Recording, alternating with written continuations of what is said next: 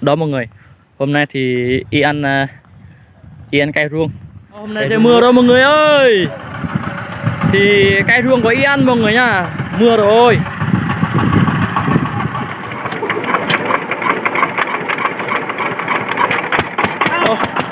Em đây ấy.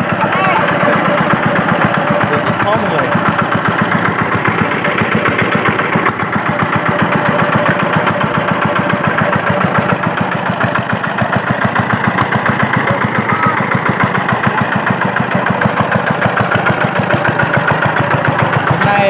Anh em mình đi cày ruộng cơ vlog mọi người nhá, cơ vlog lái xe.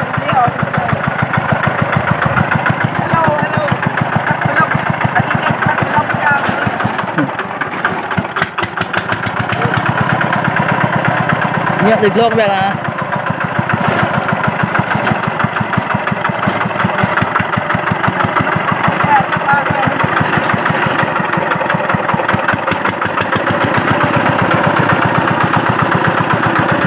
mà gần nhạn nè, gần nhạn họ là gần.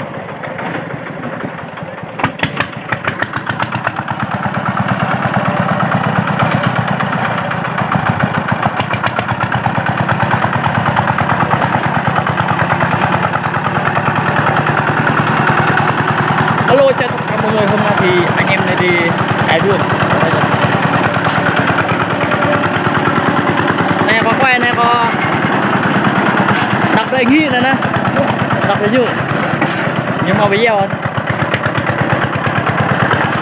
có quay nó tốt đặt.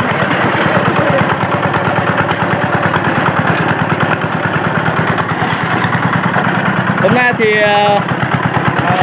anh em mình đi cày ruộng ở câu vlog cày ruộng mọi người, lái xe cày mọi người. Đường này rất khó đi mọi người.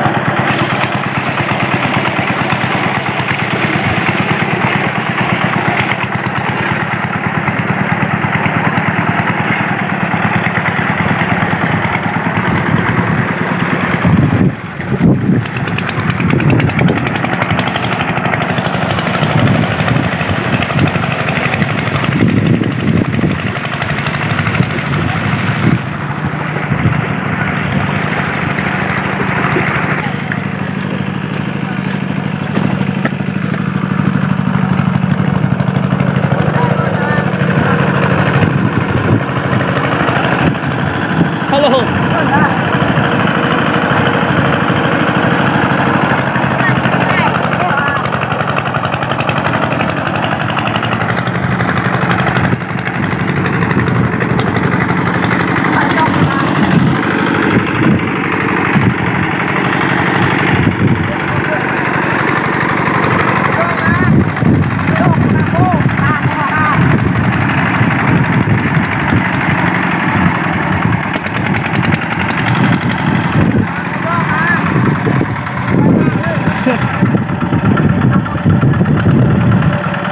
Rồi cuối hôm nay lâu tới chỗ nè.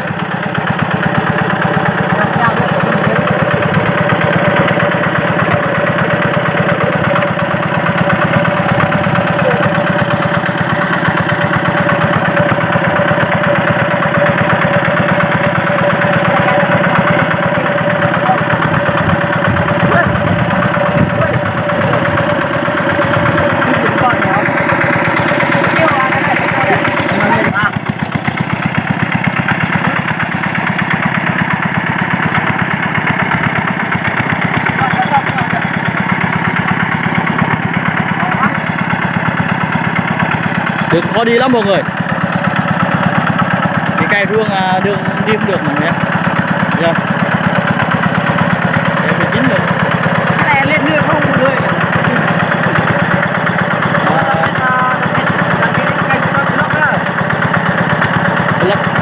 ra thì anh em mình đi đen quá luôn. Sai hả? Kia. Không nữa rồi.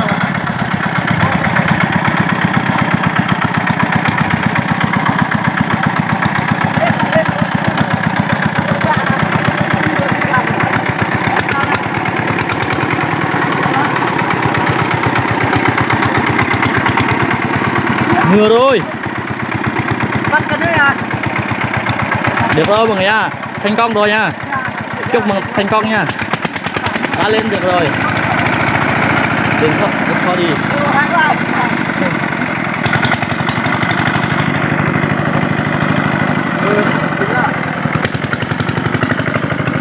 Nha.